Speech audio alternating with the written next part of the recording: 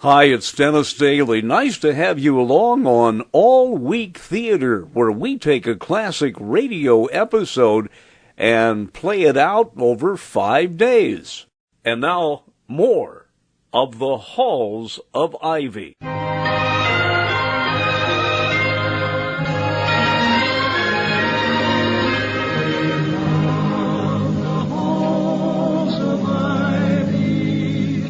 That surround us here today. Vicky. What's wrong? Wrong? What do you mean? Oh, I mean, my dear, that no one can love someone as much as I love you and not be instantly aware of a shadow on that someone's face. Tell me, please. Oh, Toddy, I wish this hadn't come up. You have so many things to cope with. Now, what's the matter? Did something happen while I was out at lunch? Well, not to me, dear. In fact, it has nothing to do with me personally, except that, well, it's disturbing to see any youngster with a broken heart. Do you know a student called Margaret Lee? No, I don't think so. Wait a moment. Lee. Yes, a very neat and rather frail girl, quite intelligent looking. That's the one. Well, of course I know her. Of her, rather. A fine student. Not anymore, William. She's gone home. I did my best to persuade her to stay and talk to you, but I doubt if even you...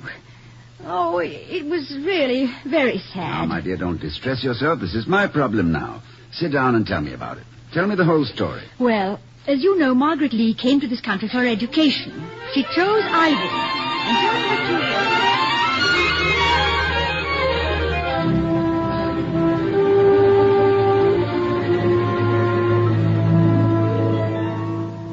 This is a wicked thing, Vicky. The antithesis of everything we have tried to instill in the men and women here at Ivy. I'm sorry that I wasn't here in time to talk to the girl. I'm afraid I handled it rather badly, William. She was so depressed and discouraged that...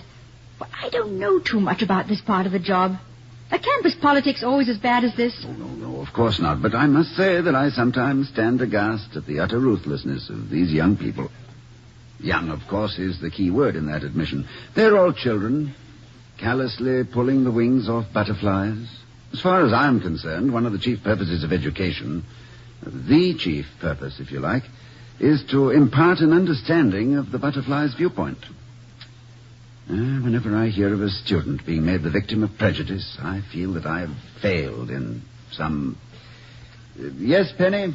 Beg pardon, sir, but there was a message from the Reverend Gilby. Seems like he was took sick, sir, and wanted to know if you yes, could... Yes, I know. I received the message at lunch, Penny. Thank you. I've got a Bible, sir, if you'd care to borrow it. I have a Bible, Penny. Thank you. Quite welcome, sir. Any time at all.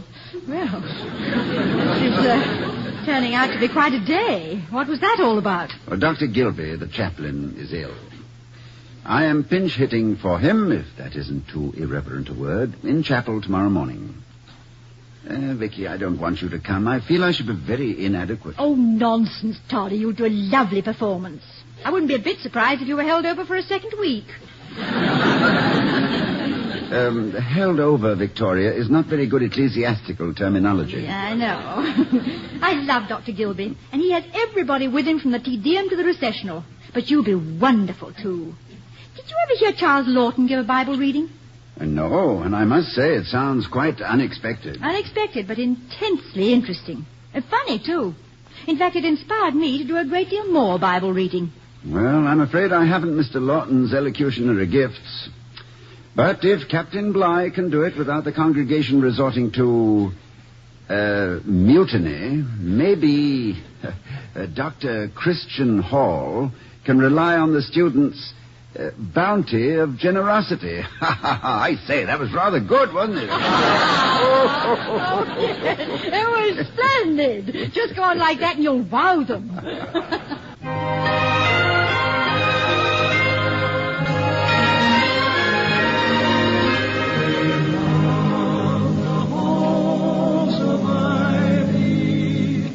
That surround us here today.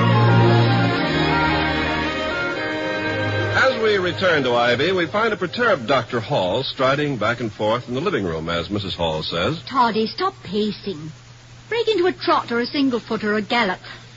Or better still, sit down here with me. Oh, I'm a little restless, Victoria. That matter of the Lee girl. You know, I went to the station to find her. I thought I might be able to persuade her to reconsider, but I was too late. I'm awfully sorry. I'm sure you could have done something. You're very persuasive, you know.